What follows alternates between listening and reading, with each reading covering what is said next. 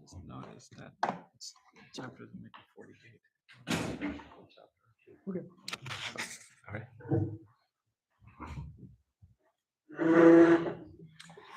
Om Namo Bhagavate Vasudevaya. Om Namo Bhagavate Vasudevaya. Om Namo Bhagavate Vasudevaya.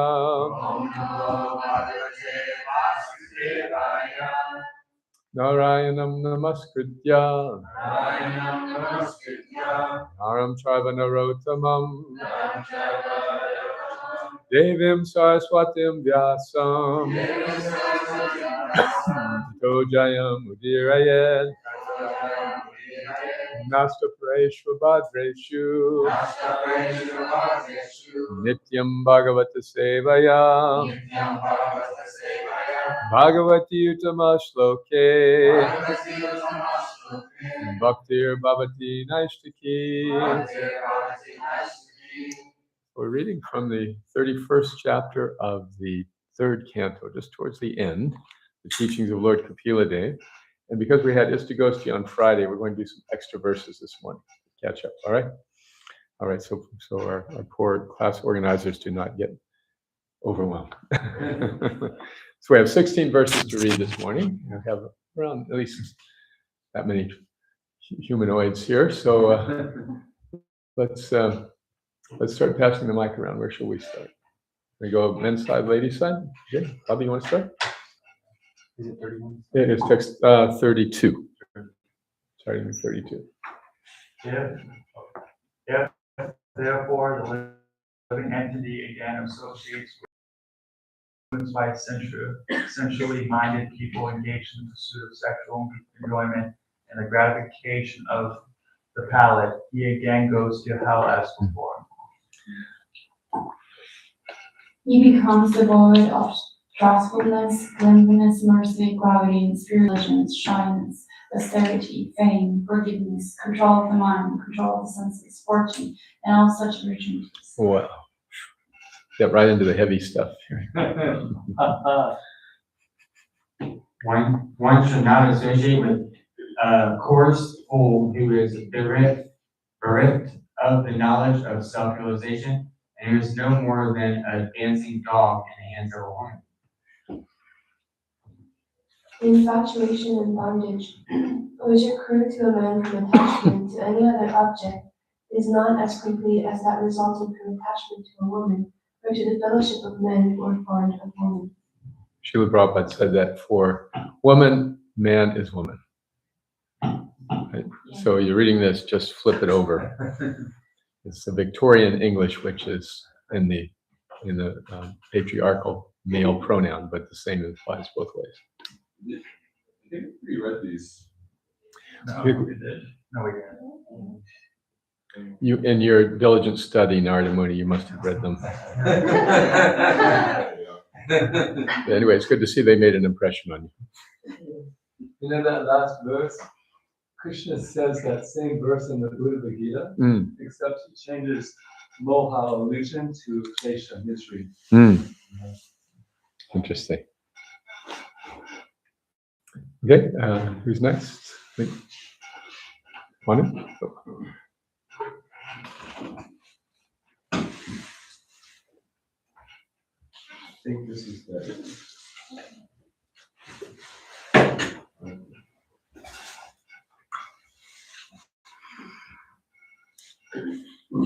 At the sight of his At the sight of his own daughter, Brahma was bewildered by her charms and shamelessly ran up to her in the form of a stag when she took the form of a hind. Almost all kinds of living entities begotten by Brahma, namely men, demigods, and idols, none but the sage Narayana is immune to the attraction of Maya in the form of woman. Just try to understand the mighty strength of Maya in the shape of woman, who by the mere movement of her eyebrows can keep even the greatest conquerors of the world under her grip. One who aspires to reach the culmination of yoga and has realized his self by rendering service unto me should never associate with an attractive woman. For such a woman is declared in the scripture to be the gateway to hell for the advancing devotee. The woman created by the Lord is the representation of Maya, and one who associates with such Maya by accepting services must certainly know that this is the way of death, just like a blind well covered with grass. A living entity who, as a result of attachment to woman in his previous life, has been endowed with the form of woman, foolishly looks upon Maya in the form of man, her husband, as the bestower of wealth, progeny, house, and other material assets. A woman, therefore, should consider her husband, her house, and her children to be the arrangement of the external energy of the Lord for her death. Just as sweet singing of the hunter is death fleeting. Due to this particular type of violence, the materialistic living entity wanders from planet to another, following fruitive activities. In this way, he involves himself in fruitive activities and enjoys the result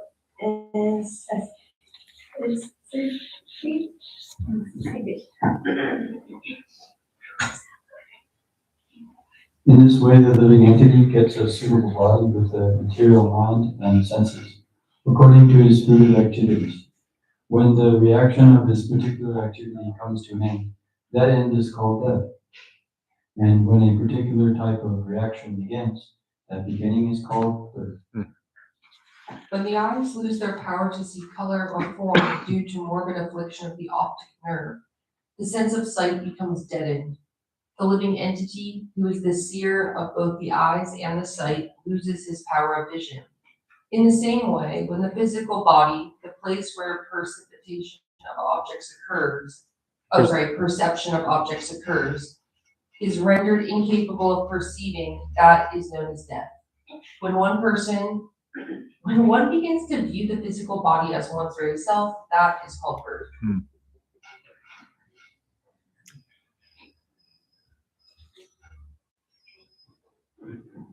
Therefore, one should not view death with horror, nor have recourse to defining the body as soul, nor give way to exaggeration in enjoying the bodily necessities of life. Realizing the true nature of the living entity, one should move about in the world free from attachment and stick fast in purpose. And last verse. Endowed with the right vision and strengthened by devotional service and a pessimistic attitude towards material identity, one should relegate his body to this illusory world through his reason. Thus, one can be unconcerned with this material world. Interesting. That last sentence, unconcerned. We're going to do text 47. And so that last sentence, unconcerned with the material world. What is the definition of a cool person? Nonchalant. Yeah, they're not concerned. And yet, red would be considered like the most uncool information in the world. So everybody is obsessed with sex life. Maitunya bhavam. What is it? Pumsa striya maitunya bhavam etam. So man, pumsa, and woman, striya, maitunya bhavam etam, come together for sex life. And then, hridaya granthi, there's a hard knot of attachment that takes place. And so when that in the best of circumstances, that knot remains going forward. Very often it breaks, and then there's all sorts of sad songs on the radio. Right? But in best of circumstances, they stay together, and then ato grihak kshetra sutapta vitaya. Then all these consequences come. Sutapta, relatives, kshetra, a place to live. You have to have a house, an apartment, and vritta, you got to have money to pay for the whole thing. The children, ato grihak kshetra sutapta vitaya. Janasya moho yam. This word moha. What does moha mean? Illusion. And this way, life's illusions increase. So this is the best of circumstances without Krishna consciousness. Like in modern religion, isn't it? If somebody stays married, they're considered a great saint, right? It's considered very honorable. They stay married, they stay together. It's a great accomplishment and a great expression of morality and spirituality. Right? And so many of us have been through divorces or come through broken homes and all these tragedies that are so corroding to the spirit. So what the Bhagavatam is really saying, and a very unvarnished and unpopular message, is that if we just recognize this for what it is a pushing of the body and the senses. In the illusion of this world, we think, oh, if I just get the perfect husband, that will solve all my problems. Or if I just get the perfect wife, that will solve all my problems. Everything will be fine. That's my only. And then just the depth of disappointment when that doesn't work out is really severe, isn't it? Sure, this is just the right person. Then it turns out to be the wrong person. So the Bhagavatam is just saying to be cognizant of this reality. That's all. Now, it doesn't mean that everybody has to become a sannyasi. This is the other extreme. To say that, therefore, the only way to deal with this is just to completely renounce this world. But that is just not reasonable, practical, or possible for all, but very, very few people. And it's not necessary either. In the Gita, Krishna says, kamosmi bharatarshava, that sex life, which is not contrary to religious principles, is me. That is actually Krishna. So what does that mean? Not contrary to religious principles. It just means to stay within bounds. And the easiest way to stay within bounds, the bounds of marriage, is to have Krishna consciousness, is to understand the ephemeral nature of the whole thing. To understand that marriage is just like getting in a car. You want to go from point A to point B, so you get married. Right? You get in a car and you drive there, and then you get out of the car. So it's not like the car is now your salvation. It's just a vehicle to get you to the next point. So marriage within spiritual life is in bounds, and it keeps one going forward progressively in Krishna consciousness, provided that that is the priority for both husband and wife, Krishna consciousness. It's a recognition. This is not my permanent shelter. This is just a temporary arrangement, and our purpose in marriage is to promote our Krishna consciousness. Okay, just want to address the heavy stuff or the heavy prequel. Yes. Hare Krishna. So in Vedic weddings, we see that people get married for 7 lifetimes.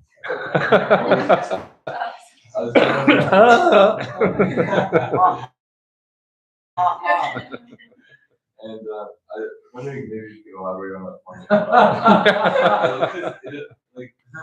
Yeah, what if they're devotees that doesn't mean they have some more lifetimes? Or It's less than 8. It's less than 8? That's the good news. Yes, you know that when Krishna appeared in the jail cell of Kamsa with his parents, Devaki and Vasudeva, he told them, in a former life you were also married, and you prayed to have a son like me, so here I am. So your question is, does that ritual indicate that now you're signing a commitment for 7 more births? And then, of course, you get married again next time, and there's 7 more, so it's more or less. you renew it every life. That is a good example of the flowery words of the Vedas that Krishna talks about in the Bhagavad Gita. There are many rituals and many karmic consequences and pious and impious things that one can experience, but they're not spiritual. They are karmic.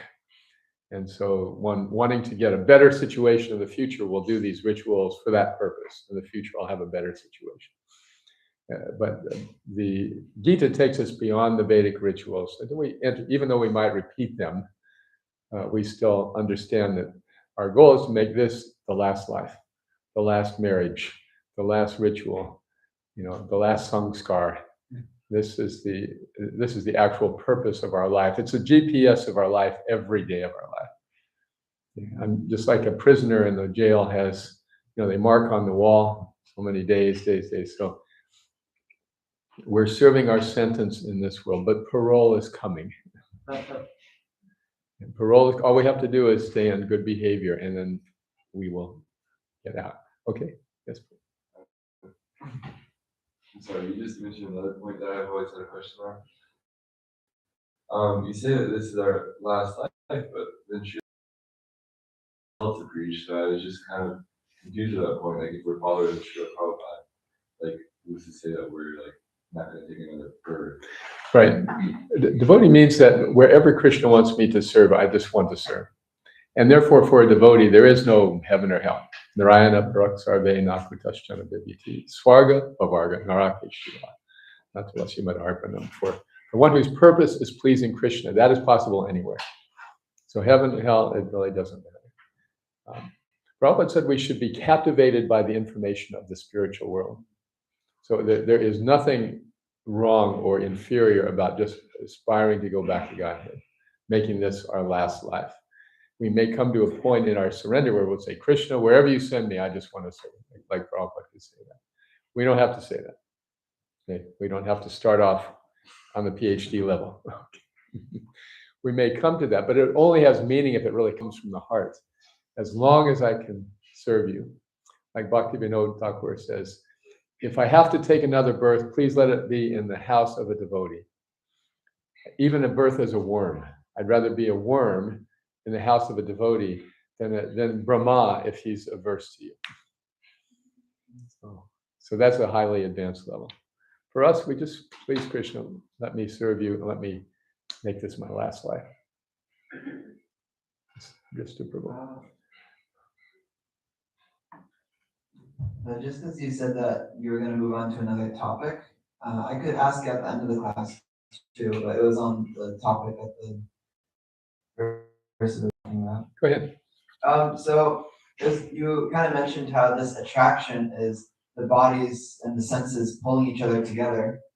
And I'm trying to understand, perhaps some devotees, they would experience like, oh, this is Krishna, or, oh, Krishna is the one who's pulling us together. So I'm trying to understand what, is it really just the senses in every case? Have you ever heard that? Yeah. Yes. Oh, it's Krishna. Krishna really wants me to eat this Krispy Kreme donut. It must be. It's so strong. It can only be Krishna inspiring me in this way. So this is why we need to verify. We may think it's Krishna, but we have Guru, Shastra, and Sadhu. Does this line up with the Shastra? Does it line up with our mentors?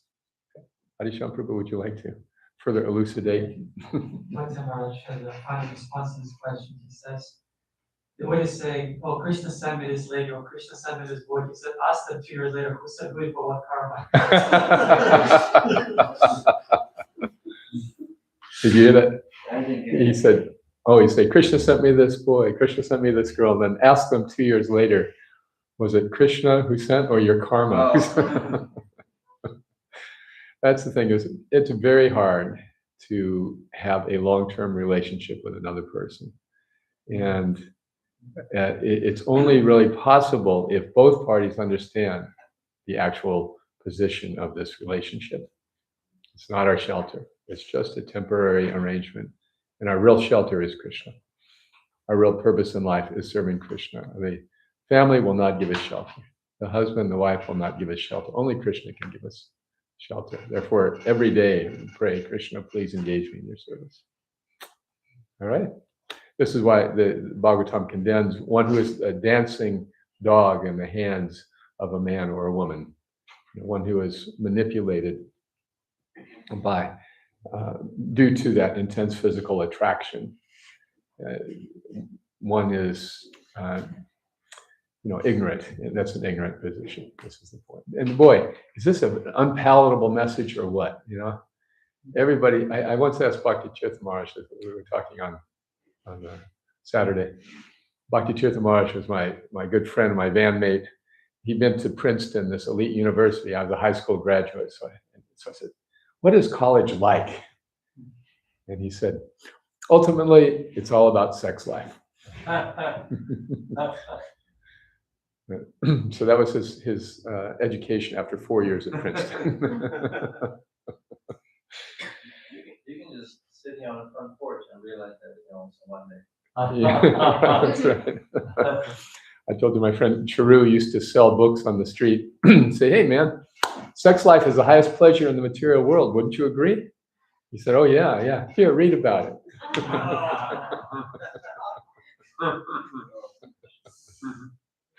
All right, let's read text 47. Tasmanna karya santraso na karpanyam na sambrahma budva jivagatim dhiro mukta sangascharet iha tasmanna karya santraso na karpanyam na sambrahma budva jivagatim dhiro mukta sangascharet iha. This chant. Tasmanna karya santraso. Tasmanna karya santraso. Nakarpanyam na sambrahma. Budva jivagatim dhiro. Mukta sangacharet iha. Tasmanna karya santraso. Nakarpanyam sambrahma. Budva jivagatim dhiro. Mukta sangacharet iha. Okay, time short. Let's just go on to the synonyms together, please.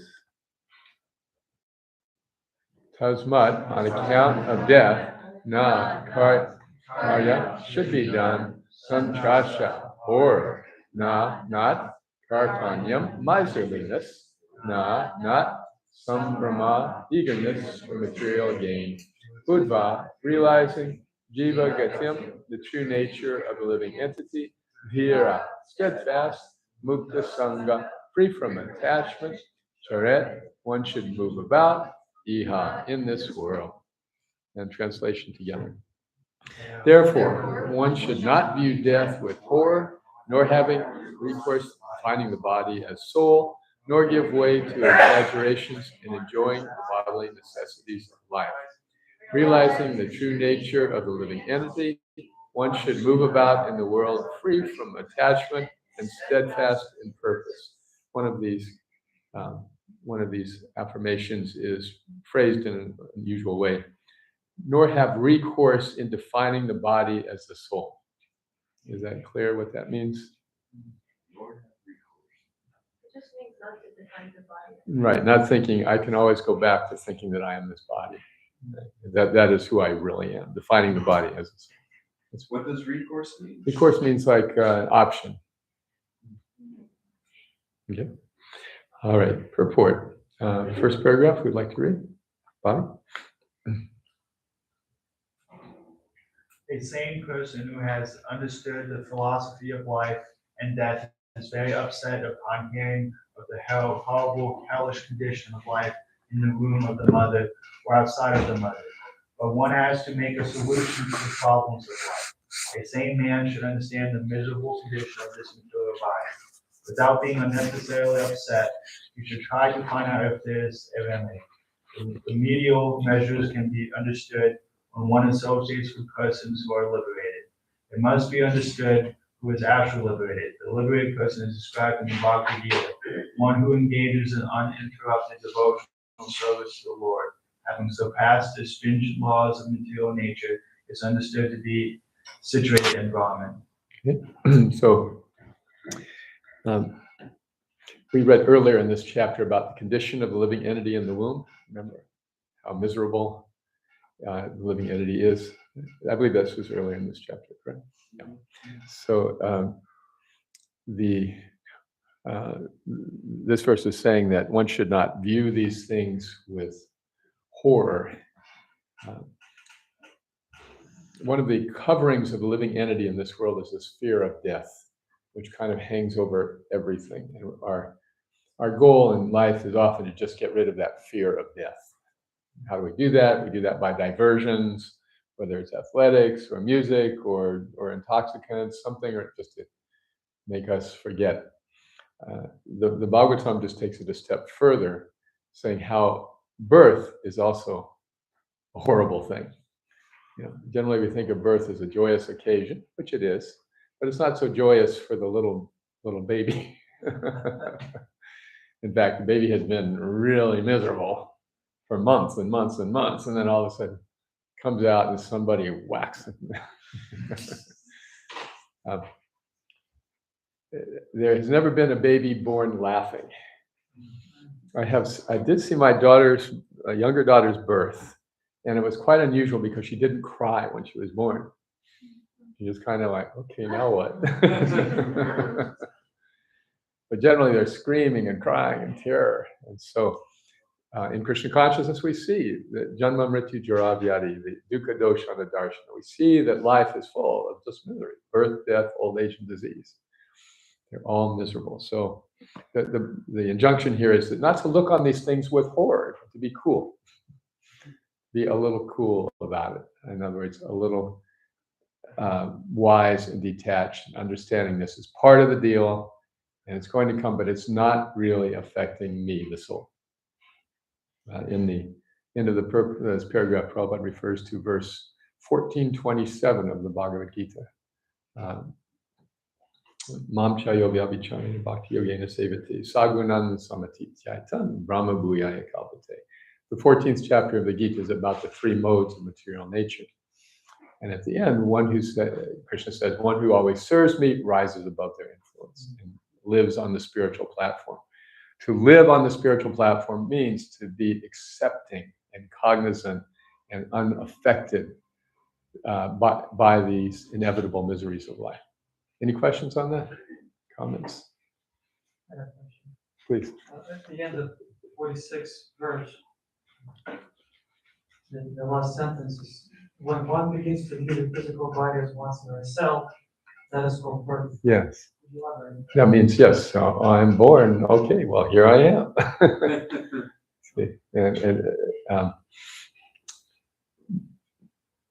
Bhaktivinoda Thakur also has this beautiful bhajan in which he describes how he became cognizant of reality while he was in the womb. And while he was in the womb, I realized, oh my God, I blew it. Here I am in another body. And this time, Krishna, I promise, when I get out of here, I will do nothing but serve you. And I made this profoundly deep promise. And then I was born. And then all the relatives were saying, oh, coochie, coochie, coo. And I started thinking, oh, this material world is rather nice.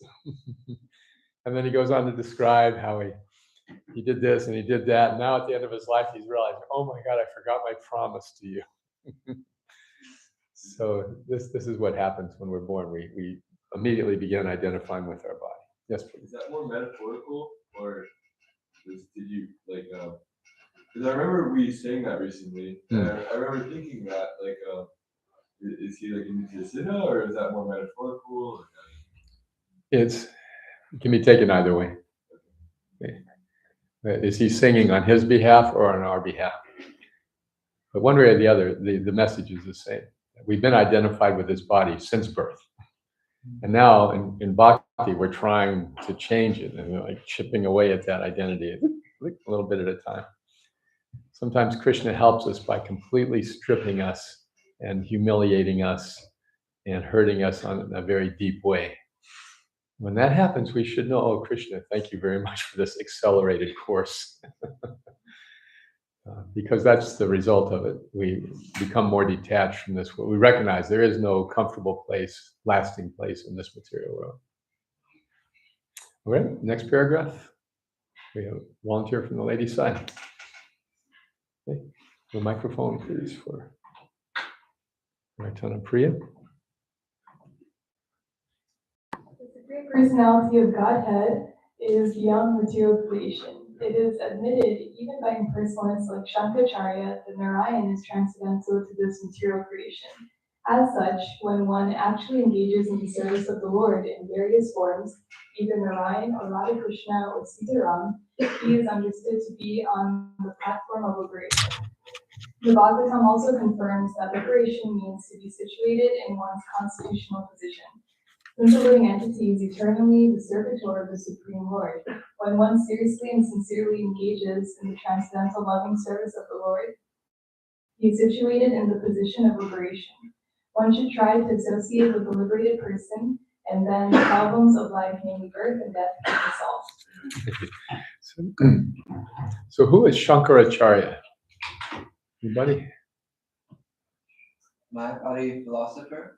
Yes, he was the famous philosopher, I think around the 1400s, maybe earlier. Anyway, 7th century, that's right, that's earlier, who interpreted the Vedas as having the goal of becoming God, or merging with God. The impersonal idea of God as Brahman, and then entering Brahman as perfection of spiritual life. So he twisted the meaning of the Vedas because people had become attached to Buddhism and Nirvana. So by presenting the Vedas as giving the same thing of Buddhism, that is the end of individuality, then people went back to the Vedas. So that was his particular contribution. But his interpretation of the Vedas is the most widely read today and widely accepted today, not only in India, but in the West. When people think about Hinduism, they think about becoming one with God. So, God, we have a hard life, don't we? On the one hand, 99.9% of the people are convinced that sex life is the goal of life. We got to tell them, no, you're wrong. And then among those, that 0.1% who are interested in spiritual realization, we got to say, no, the goal is not to become God. The goal is eternal servitude. Man, it's a hard road to hoe. And yet, because it's the real deal, people become joyful, and therefore people are attracted. Yeah, Manusyanam Sahasreshu. It may not be many, but intelligent people will be attracted to the joyfulness and the bliss and the fulfillment that comes in serving God rather than becoming God or trying to enjoy like God. This verse, Narayana Paraksarve, this is one of the statements of Shankara. Although he was twisting the Vedas, he was actually a personalist. And in his concluding verses, he wrote that actually Krishna is the goal. So we read in the introduction to Bhagavad Gita. So this is why Prabhupada cites him in his purport, even in personalists like Shankaracharya. So one last point in this paragraph. We're enjoined to associate with a liberated person. So what is that? What responsibility does that put on us?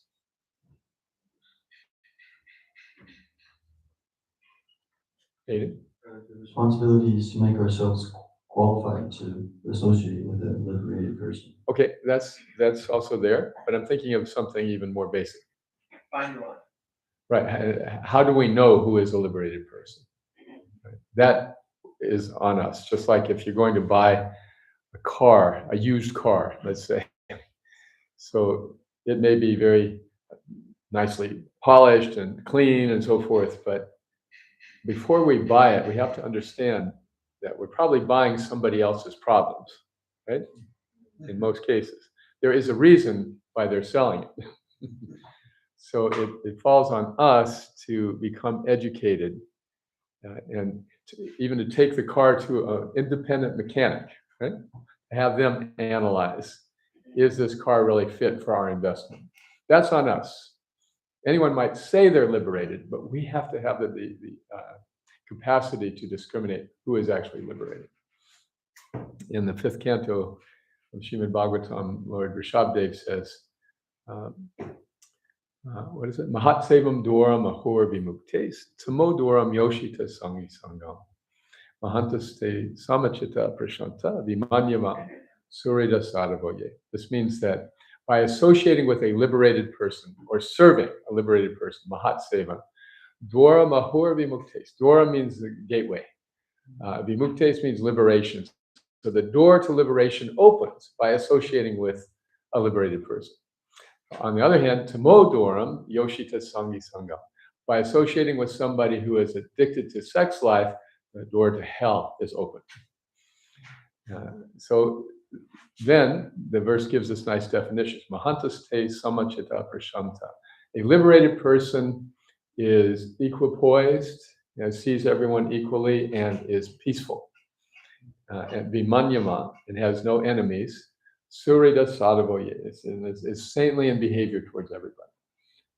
We need to become educated consumers to find the liberated person. This is the point. So there's plenty of information.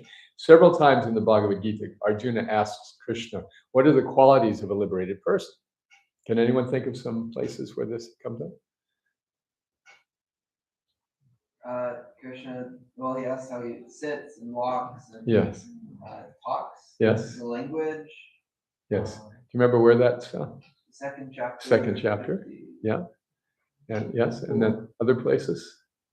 Krishna Kripa. Yeah, in the 14th chapter, after hearing the descriptions of the three modes, he asks them, how does one transcend the modes and what are the symptoms?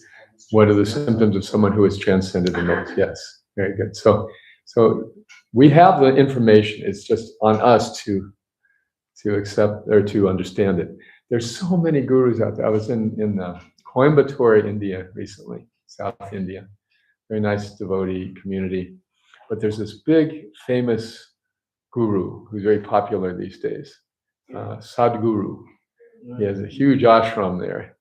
And the devotees were feeling a little like, okay, well, here's this guy attracting all of this interest and money and attention, and we're plugging away here, teaching you're not this body. So there are many, many gurus who can take your money, but there are very few gurus who can take your karma. And what does that mean to take someone's karma? It means from the liberated person to give their association, to take responsibility, to try to help the conditioned soul fulfill this mandate, find a liberated person with whom to associate. That's why it's enjoined in the Gita, Tadvati Prashnena Pariprashnena Sevaya Pranipatena. One should approach a liberated person with humility, with relevant questions and service. So service begins with chanting the holy names. Hare Krishna, Krishna Krishna, Hare Hare, Hare Ram, Ram Ram, Hare Hare. We think of chanting in other ways, but it's actually service. Why is chanting service? Yes? Because when we chant, we're asking Krishna and Srimati Radharani to engage us in their service. We're asking them for service, but is asking for service itself? Why is chanting service? Because Krishna likes to hear his name. Yes. Krishna likes to hear his name. Just like we all like to hear our names. It's the most pleasant sound in the world, unless we're being chastised. Well, precisely, Krishna likes to hear his name when we chant lovingly. When we chant lovingly, yes. Yes, but he'll even accept it. if there's no time, there's no condition. If we're trying. Yeah, you'll be concerned. He'll be concerned, but he'll still be happy to hear. So this is how service to the liberated person begins. If the liberated person, Prabhupada is telling us chant Hare Krishna, we chant Hare Krishna, that's service. It's a simple thing. All right, last paragraph here, please. Oh, Rosie. You say approach to a person. Can you, yeah, please. You just mentioned to approach to a same person through service, and what else? Relevant questions. Relevant questions. Yeah, relevant questions means things that are actually on our mind and heart. Not just to, like one of Prabhupada's early disciples asked, what do you think of Buddhism? And Prabhupada said, do you know what is Buddhism? And he said, no. So you're just asking, why are you wasting my time? This is an example of a non-relevant question, just something academic, theoretic, so one will look very sophisticated. Relevant question is like Sanatana Goswami asked Lord Chaitanya. People say I'm very learned, but I don't even know who I am. Ke ami, who am I and why am I suffering? Yeah, okay. Okay, go ahead and read the last paragraph. Do you have a live mic? While discharging devotional service in full Krishna consciousness, one should not be miserly. Yeah, miserly means cheap. Miser. Yeah. He should not unnecessarily show that renounce this world. Actually, renunciation is not possible. If one renounces his palatial buildings and goes to a forest, there is actually no renunciation. For the palatial building is the property of the Supreme Personality of Godhead, and forest is also the property of the Supreme Personality of Godhead. If he changed form if he changes from a property to another, that does not mean that he renounces. He was never the proprietor of either the palace, or the forest. Yeah. Renunciation necessitates renunciating the false understanding that one can lord it over material nature. When one renounces this false attitude and renounces the puffed up position that he is also God, that is real renunciation. Okay, let's stop there for just a moment. Thank you. That phrase puffed up is so interesting. What animals that get puffed up when they're in danger? Intimidation. Yeah, but what animals? Fish, birds, cats, porcupines, skunks, frogs, peacock. In fact, even it said if you're ever confronted by a bear, one of the things to do is raise your arm and look as big as possible. So puffed up means, and of course it really does nothing to protect them, but it just creates the illusion that I'm a lot tougher than I really am. So that's what puffed up means, false pride, like thinking ourselves really something special, which we all do, because we are special. But we are also very insignificant in our specialities. So I love this phrase, puffed up, and also lord it over. I think this is sort of a Prabhupada-ism. We've all adopted it, but conventional English would say to lord over. The Prabhupada says to lord it over, just to act like the big shot. All right, so we'd like to finish the paragraph here. Rest of it. Anyway, okay, Aiden, go ahead. Otherwise, there is no meaning of renunciation. Rupa Goswami advises that if one renounces anything which could be applied in the service of the Lord, and one does not use it for that purpose, that is called falgu vairagya, or false renunciation. Everything belongs to the Supreme Personality of Godhead. Therefore, everything can be engaged in the service of the Lord. Nothing should be used for one's sense gratification. That is real renunciation. Nor should one unnecessarily increase the necessities of the body. We should be satisfied with whatever is offered and supplied by Krishna without much personal endeavor. We should spend our time executing devotional service in Krishna consciousness. That is the solution to the problem of life and death. Wow, it's such a profound thing, and yet few people are interested. So Chanakya Pandit says there are three things with which one should be satisfied. One should be satisfied with one's spouse if one is married. For better, for worse, one should just be satisfied. One should be satisfied with the amount of money that one has, for better or worse. And then one should be satisfied with whatever prasādam comes one's way. Those three things one should always be satisfied. And there are three things with which one should never be satisfied. First is one's knowledge. You should never think, okay, now I got it all down. Second is one's charity, giving to others. And the third is one's service. One should never think, okay, now I've done enough. So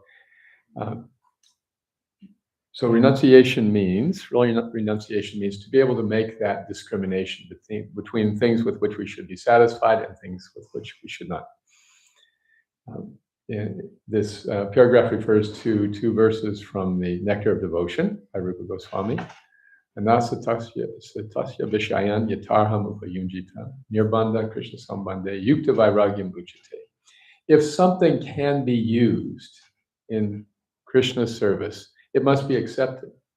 So this takes us back to the topic of marriage. If marriage can be used in Krishna's service, then it must be accepted. On the other hand, prapancha katya buddhya hari sambandhi vashtana mumukshavi parikyago palgu vairagyam uchite. If something is given up just for the sake of giving it up, that's called dry renunciation. Prabhupada makes this very interesting point that we may renounce this world, but do we own it to renounce in the first place? Doesn't renunciation implies that you own something? Okay, so I'm going to renounce it. Like when a man walks into the bank and raises it, I renounce all the money in this bank. The banker will say, well, my dear sir, this doesn't belong to you in the first place. So simply to say, I renounce this world is artificial like that. When I read this, I was remembering my 17th year when I was young. Yes, I was young at one time in a previous millennium. And I was reading these impersonalist books, and I just resolved, I'm just going to renounce this world. So I just walked out of my house and took a bus to visit a friend in San Francisco. I'm renouncing. I'm not going to college. I'm not working. I'm just going to find out what is God. And so anyway, without going to details, I did all sorts of stupid things. And by Krishna's grace, met the devotees who showed me, no, you don't renounce by just walking away from something. You renounce by how? How do we renounce something? We use it in Krishna's service. That's right. And so this false renunciation is very poisonous for the spirit. The word is used palgu. Palgu means dry. There's a river in India near Gaya called the Palgu River. And it's a very unusual river because the surface, it just appears to be sand. But if you put your hand down, then the water is flowing through this under the surface. So this is the Palgu River. Dry renunciation does not fulfill our need for relationship. It's just the opposite. I'm just going to stay away. It's really hurting ourselves or just trying artificially to discipline ourselves. So again, getting back to the earlier topic about marriage or relationships, people want to, okay, I'm never going to get married. And then they just are really not being true to their nature. Then they have this problem with dry renunciation. On the other hand, to say a marriage is going to solve all my problems is another kind of misconception. So Palgu Vairagya means dryly renounce, but Yukta Vairagya means let me use this in Krishna service if I have these propensities. So this is the lesson of Bhagavatam. One should not, what does it say in this verse? Yes. One should not give way to exaggerating the bodily necessities of life, and realizing the true nature of the soul. One should move about this world free from attachment and steadfast in purpose. Any questions? Kunti? Comments, reflections also, please. Go ahead. Okay, so you said you can use anything for Krishna, so you can use marriage for Krishna. But then I was also a little bothered by the you should just be satisfied with your spouse. Mm-hmm. Because there are people who are in really bad marriages. Because in this society we're not really taught how to choose a partner. And so a lot of people end up in an abusive relationship or with a partner that's not really a match for them. Yes. And so since we are here and we actually have the access to that knowledge, I want to ask, how do you choose a suitable partner? Right, very good question. And bear in mind that statement comes from Chanakya Pandit at a time when divorce was more or less non-existent. Okay, but absolutely, it's wrong to stay in an abusive relationship. that verse should not be misused in that way. So it's like finding a liberated person. How do we choose a spouse? We have to become educated consumers. If we have the priority of serving Krishna, that goes a long way and enables us to recognize that same propensity in somebody else. They really want to serve Krishna. That's their goal. So that combination can be successful. It's always a risk. Any relationship is a risk when you think about it, isn't it? You make a friend, and then you're friends today, and then Thursday you're enemies because they posted something on Facebook you didn't like. I'm unfriending this person. Any relationship is a risk. So this is why the impersonalists prefer to have no relationship. They just want to go away and be by themselves. But it doesn't work. It just doesn't last. It gets lonely. So all we can do is minimize the risk.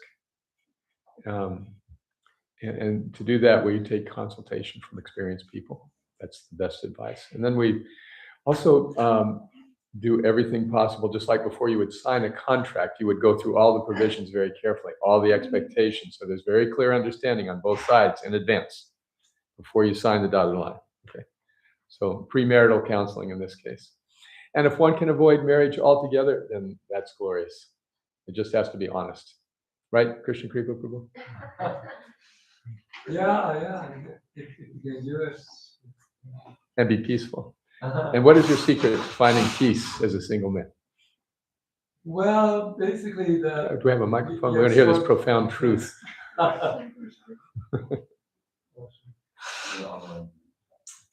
Well, the mind, as we learn in Bhagavad Gita, by contemplating the objects of the senses one requires attachment. Attachment must arise. So the brahmachari, instead of meditating on objects of the senses, he meditates on the name, thing, on qualities of the personality of Godhead, and his service in how to improve the quality of the service or the amount of the service. And either he's doing his service or his sadhana, so as well as completely absorbed in Krishna in some way or other. And therefore, he can be peaceful because he's always thinking about Krishna. That's the ideal. I'm still working on it, but at least I know the theory. Krishna is in your heart. Whenever you are present, then Krishna becomes more accessible to all of us. So thank you for coming. Also, the chanting of the holy name is really Krishna's, presence in this age. It's the one verse that talks about Lord Chaitanya coming in this world. Yagnai Sankirtana Prayar. Prayar means chiefly. There's many things we do which Lord Chaitanya, but chiefly we do the Sankirtana. I see a married couple is walking out of this discussion. I know it's for other duties. I understand. Just want to make sure it's not a statement here. Okay, we go. Okay. I have one other comment. Please.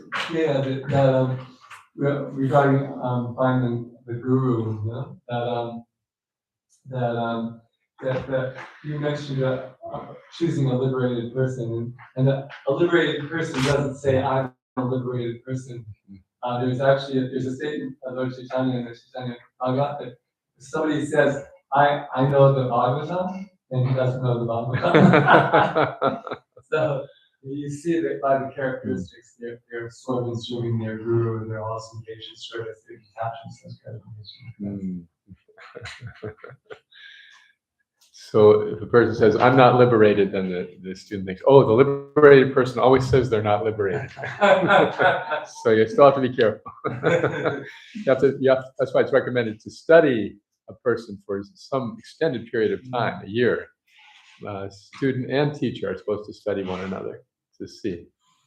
You might be able to fake it for a while, but in the long run, yeah, to maintain sadhana, simple thing, but to do that for a long time, that's a good indicator. Not the only one, but a good one.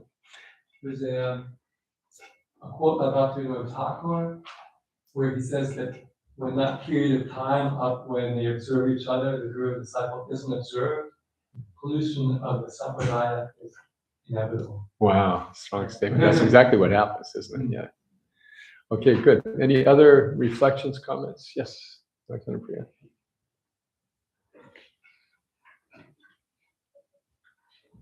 Hare Krishna, thank you for class. Yeah, you were saying chanting is service, and that the reason for that is Krishna likes to hear his name, but I guess, can you give some more, elaboration on that, like how chanting is service? How is chanting service? Well, it's service because, as Anasuya pointed out, we are petitioning Krishna for service, A, and B, Krishna enjoys hearing his name. But even more so, we're giving our energy, however imperfectly, to Krishna. We're actually taking the time. In the old days of ISKCON, sometimes people would say, Prabhu, I'm busy, could you chant 4 rounds for me? But we have to actually give the energy and the devotion. And that in and of itself is service. That's a practice of service, if you will. Practice of giving our hearts, however imperfectly, to Krishna. And then from that practice, we take it on through the day. Okay, Krishna, how in this situation, how can I give of myself to you? So, yeah, it is service in the deepest sense of the word. We're trying to give our hearts to Krishna to the best of our ability. Okay. So we have prasadam coming in. Okay, it's coming in. So, any one more question? Oh, does Shakuntala need some help there? Okay, so we will stop there and go on to the higher service of taking prasadam. Jai. This is also service. Srila Prabhupada ki jai. Śrīmad-Bhāgavatam ki jai. Oops, we lost our. Sarira avidya vitendriya tabika vivetile visaya sagare karma jadi vayati lovosa durmati takiteta kayatina samsare Krishna Bora Doya Moy Kori Vara Jiva Joy Swa Prasadam Nadilo Vai Sayanam Ritapa Radha Krishna Guna Gya Premi Dako Chaitanya Nitai Jani Mai Janita Shiva Prabhupada Ki Jai Dora Premanandi Hari Hari Bo Hare Krishna Krishna Krishna Hare Hare Hare Ram Ram Rama Hare Hare. Bhagavad Gita.